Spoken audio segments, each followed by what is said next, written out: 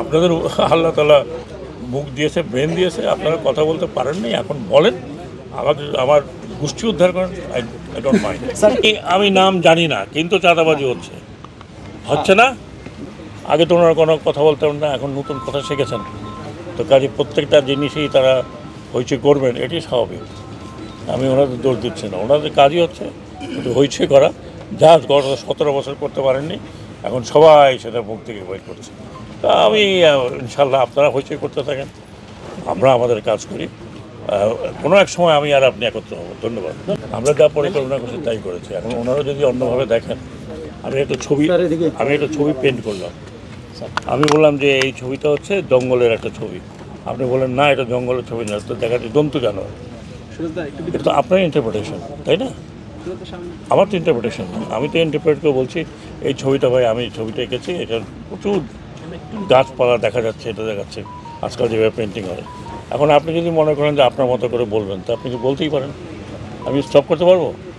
কোনো দেশীয় অপরাধের সাধ্য আছে বলেন?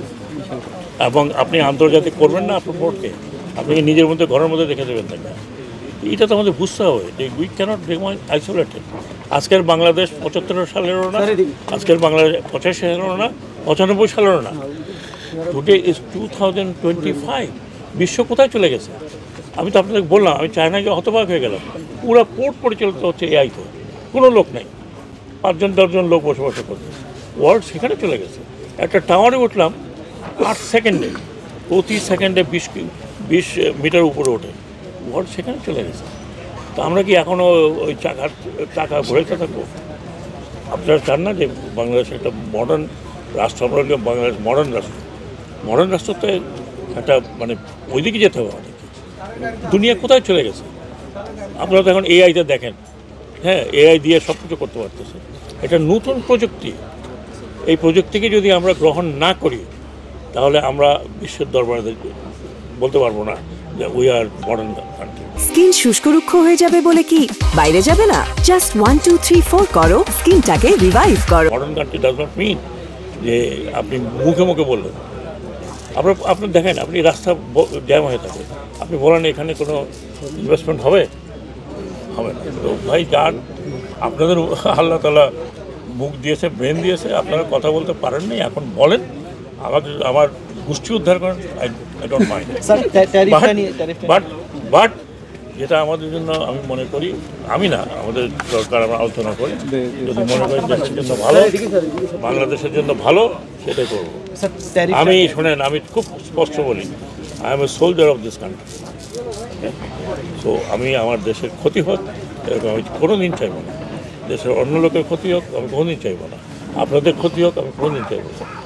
আপনারা আমাকে আজ থেকে না 30 বছর থেকে চিনেন, তবে নতুন কোনো লোক না নতুন কথা বলছে। হ্যাঁ, আমি এই কথা বলে আসছি শুরু থেকে, আমি কন্টিনিউয়াসলি কথা বলে আসছি, আমি সেটাই মেনটেন করছি। ট্যারিফটা তো ভাই এখন কোর্টের কাছে গেছে, কোর্ট বন্ধ করে দিয়েছে, আমি তো কিছু বলিনি, বলছি।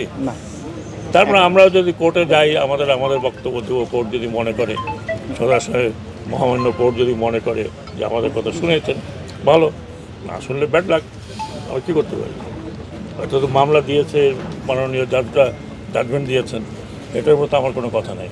ভবিষ্যতে চাঁদাবাজি হবে কি হবে না আমি তো ভবিষ্যৎবাণী করতে পারবো না, তবে আমরা যে ব্যবস্থা করছি পুরোটাই ডিজিটাল করার চেষ্টা হবে এইগুলো, এবং চট্টগ্রাম পোর্টও এটা যখন হবে পুরোটা, চাঁদাবাজি আশা করি চাঁদাবাজি কমে যাবে। চাঁদাবাজি কারা করছে তা আপনারা ভালো করেছেন, আমি বলতে পারবো না, বাট এগুলো কমে যাবে। আমি নাম জানি না, কিন্তু চাঁদাবাজি হচ্ছে না। আপনারা বলেন হচ্ছে কি হচ্ছে না, আমি নাম জানি না, আমি তো ইনভেস্টিগেট করি না, তো আমি তো ইনভেস্টিগেটর না।